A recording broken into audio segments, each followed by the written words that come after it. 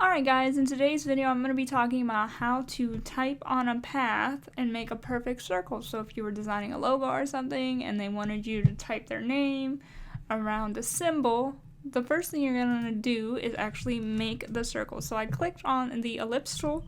I'm going to go over here, I'm going to click and I'm going to hold shift. That will make it a perfect circle, and if you hold alt it'll actually come out from the center of where you clicked. That should be good.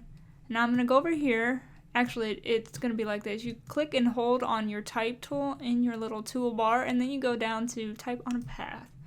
Once you do that, you just click on the path that you want it to type around, and it'll fill in with, like, filler text is called lorem ipsum text, in case you didn't know that.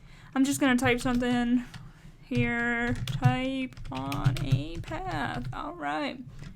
Now, some people will pull this little bar. If you're on the, the selection tool, you can kind of move it around this way, but sometimes it doesn't work properly. Like, I'm in the center, it should be at the top, but it's not. So what I like to do is actually rotate the shape itself. So I'm going to go over here until I see this little symbol in the corner. I'm going to hold shift, which makes it rotate at exactly 45 degrees, and I'm going to rotate it to the top like that. Now my paragraph is set to center, which is where I want it, but yours probably starts off like this once you rotate it anyway. But what you want to do is hit the center alignment button for your paragraph tool, and I'm gonna go ahead and hold down alt, drag another circle out. I'm doing it this way because it's harder to do the example in the normal way. Usually I would just copy this, go to edit, copy, and then edit, paste in place, which is important later on, just so you guys know. Anyways, let me go ahead and type something else. Let me see. Example of type, I don't know. So as you can see, the first problem I'm running into here is it's on the top. Now again, you can either pull this around, or like I did earlier, you can rotate it. Again, I'm holding down shift to make sure it's perfectly centered. Now the problem I have now is it's upside down, and the easiest way, again, well actually I didn't show this, so I'll show you this way first and then I'll show you a way that I believe is easier. You can actually pull this little line in, but it's finicky, as you can see. Can I even get it to work? There we go. So you can do it like that, but it's not the best way in my opinion. There's another way. I'm going to Control Z so that I can undo that. I'm going to go up here to type. I already have the thing I want to work with selected. I'm going to go to type.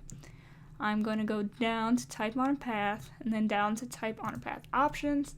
We're going to turn preview on, and then I'm going to click flip.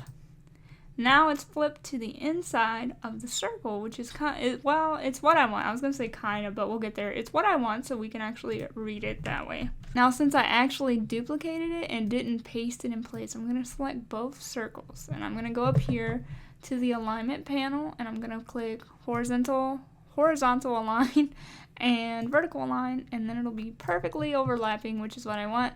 Now the problem is, we have one circle where the type is on the top, and then we have one circle where the type is inside. This is a problem because it's not lined up perfectly, so it's not a perfect circle. Now I've tried to eyeball this and like just move the circles bigger and outer until it lines up perfectly, but yeah, that doesn't work well. So what I'm gonna do is select both circles, go up to type, down to, where's it at? Type on a path, and then type on a path options. Let me zoom in a little bit. Go back to type on a path options. We're going to click preview. I'm going to drag this over, and then we're going to mess with this align to path option. So I'm going to change this to center. Now it's aligned on the center of the circle, so it's actually a perfect circle. Now I know they're aligned because I use the alignment panel. I believe you can actually open that. If it's not open, I know I didn't say, but you can actually go to window and align if you don't have the bar like I do. But that's essentially what I wanted to tell you guys, because I just found that out the other day, and I've been using Illustrator for a couple years, so that's insane. But anyways, I hope it helped, and as always, I will talk to you guys again soon. Bye!